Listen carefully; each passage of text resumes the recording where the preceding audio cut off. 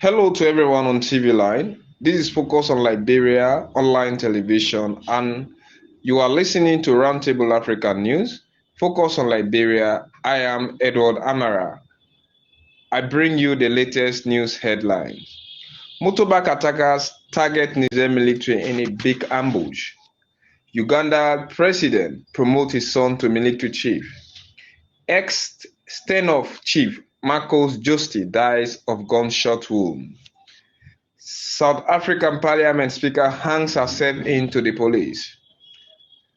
UK anti-hunting bill hypocritical, says Botswana leader. Tanzania VP threatens to resign over water shortage.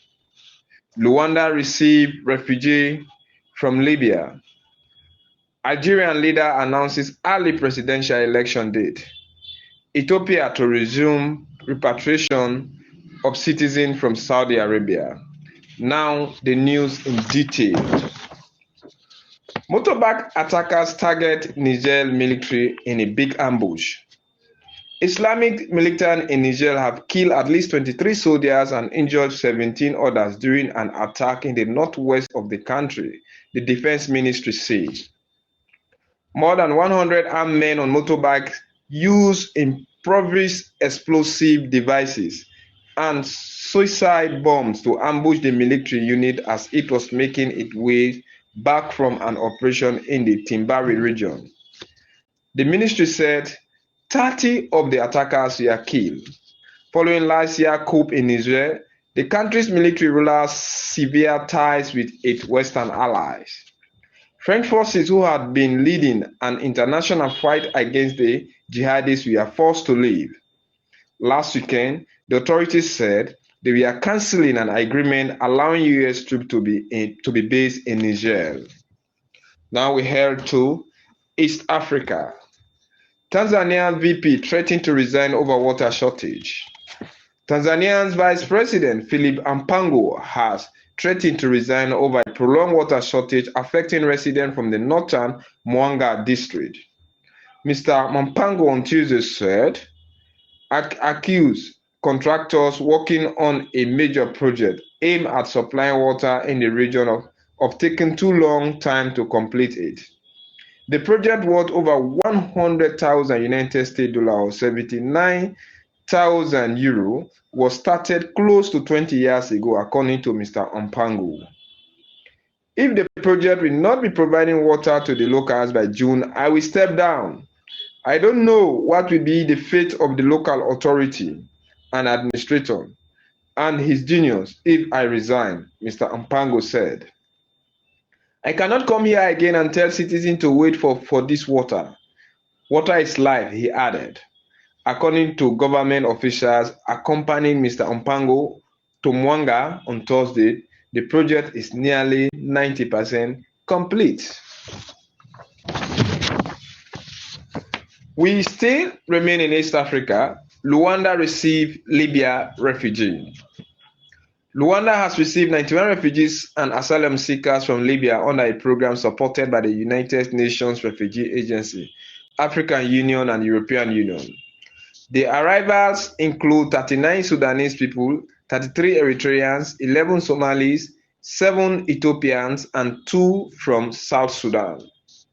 The refugees and asylum seekers were evacuated under the Emergency Transit Mechanism Program, which has seen 2,150 refugees sent to Luanda from Libya since 2019.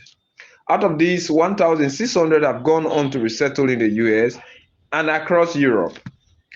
Luanda remains committed to offering refugee people in need, the country's Emergency Management Ministry said on Thursday. The arrival of the refugees and asylum seekers comes as the UN attempt to pass new legislation that would allow it to send some asylum seekers to Luanda, pending the process of their claims. The UK Supreme Court had earlier quashed the plan, terming it unlawful. We go into southern part of Africa. Botswana leader calls anti-hunting ban hypocritical. Botswana President Mokgweetsi Masisi has criticized proposed legislation in Britain to ban the import of trophies from hunted endangered animals, including elephantox. The British government says the ban will play an important role in protecting threatened live animals or wildlife. But Mr. Mississippi defended the trophy hunting as a means of controlling the population of elephants. He told the BBC it was a sad tragedy. There had been no attempt to understand the impact a ban would have on this country. The Botswana leader described the move as hypocritical, as Britain allows the hunting of stags and export of their antlers. A moratorium on hunting was lifted in Botswana in 2019. The Southern African country says an elephant population of more than 130,000. There has been an increase in cases of conflict with humans. Still, we remain in the southern part of Africa.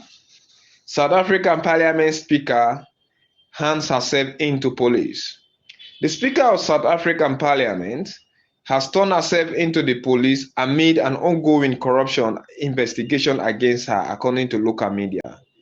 Nivisipi Masipesa Akakula handed herself over to Pretoria Central Police on Friday morning and is expected to appear in court later in the day, local reports say.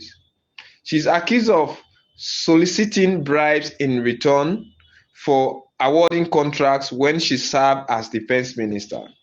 The report do not make it clear whether or not she is under arrest. Local media say she has filed urgent court papers to prevent authorities from detaining her. State broadcaster, like the South African Broadcasting Corporation, SABC, also report that Mr. Nkukula wants to step down from her position. On Thursday, she announced that she was taking special leave from her role due to the seriousness of her allegation, a statement shared by Parliament. Earlier this week, Ms. Masipula Ukukola Johannesburg's home was raided by an elite police unit who conducted a 5-hour research. She maintains her innocence and says she's going to cooperate with the investigators. Now we go into the northern part of Africa. Algerian leader announces early presidential election date. Algeria President Abdelmadjid Tebboune has brought forward the presidential election date by 3 months. The presidency on Thursday announced that Mr. Tebboune has scheduled the poll for 7 September. The election was previously expected to be held in December. The presidency did not provide any explanation for holding the election earlier. Mr. Tebboune, 78, is yet to announce whether he will be running in the election. His term is due to expire in December. He won 58% of the vote to secure his first term in December 2019. We still come back into South Africa. Ex-Stenoff chief Marcus Jooste dies of gunshot wound. The former head of the retail group that was at the center of a huge corruption fraud case in South Africa has died a day after he was ordered to pay $25 million or 20 million euro as a fine. Police say Marcus Jooste succumbed to a gunshot wound after he allegedly shot himself on Thursday outside his home. The circumstances surrounding his death are being investigated, police spokesperson and the trouble told local media. The country's financial regulation said Jooste had played a role in the publishing of misleading financial statements about Stenoff International Holdings. The retailer has suffered heavy losses and have investors in South Africa pension funds since an accounting scandal broke in 2017. Prior to that, Jooste had acquired billions of dollars worth of high street retailers across Europe, including the UK-based Poundland. He had also been fined for insider trading in 2020. We go back to East Africa, Ethiopia to resume repatriation of citizens from Saudi Arabia. Ethiopia is set to begin the third phase of repatriating 70,000 of its citizens from Saudi Arabia. Ethiopia Foreign Ministry says the citizens are in a difficult situation in the Gulf region. The repatriations will begin in 2 weeks. Saudi Arabia had asked foreign workers residing in the country without legal right to leave or fill jail time. The country hosts an estimated 750,000 Ethiopians, more than half of whom are in the country illegally, according to the UN Immigration Agency (IOM). They include workers, job seekers, refugees fleeing conflict in the Horn of Africa nation. Human rights groups have previously said that some Ethiopian migrants have faced right abuse in Saudi Arabia, including torture and killing. Saudi Arabia has repatriated more than 350,000 Ethiopians since 2017, according to IOM. Uganda president promotes his son to military chief. This is our final news. Uganda President Yoweri Museveni has appointed his son, General Muhoozi Kainerugaba, as the country's army commander, a move that is likely to fuel speculation that the president is grooming his eldest son to succeed him. The general has been serving as a senior presidential advisor in charge of special operations after his father removed him as commander of the armed land forces in 2022. He was promoted to his new post late on Thursday in a cabinet reshuffle that saw 5 ministers sacked. He takes over from General Wilson Mandi, who has been named as Trade Minister. 2 of General Kainerugaba's closest advisors were named ministers in new changes announced by the president.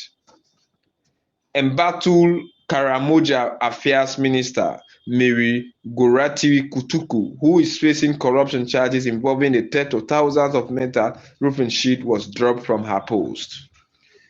Lieutenant General Samuel Oginkin was named as the deputy armed chief in the new appointment. He replaced Peter Ewulu from Museveni, named as one of his senior advisors. General Kainerugaba has recently been holding rallies around the country, with his critics saying he was in breach of military code of discipline. In power since 1986, Mr. Museveni has been suspected of grooming his 49-year-old general to succeed him to entrench what critics call monarchic rule in Uganda. But Mr. Museveni has dismissed the speculation. Uganda is set to hold presidential elections in 2026. To end the news, the main headlines once more. Motorbike attackers target Niger military in a big ambush. Uganda president promotes his son to military chief. Ex-Tenor chief Marcus Juste dies of gunshot wound. South African president hangs herself in to the police. UK anti-hunting bill hypocritical, says Botswana leader. Tanzania VP threatened to resign over water shortage. Rwanda received Libyan refugees. Algeria leader announces early presidential election. Ethiopia to resume repatriating citizens from Saudi Arabia. Thanks for listening, and kindly help focus on Liberia, Roundtable Africa, online television, and commenting and also the distribution of this particular news broadcast. Join me same place, same time on Monday, where I will be coming to you with the latest news on the African continent. Thank you. Good night.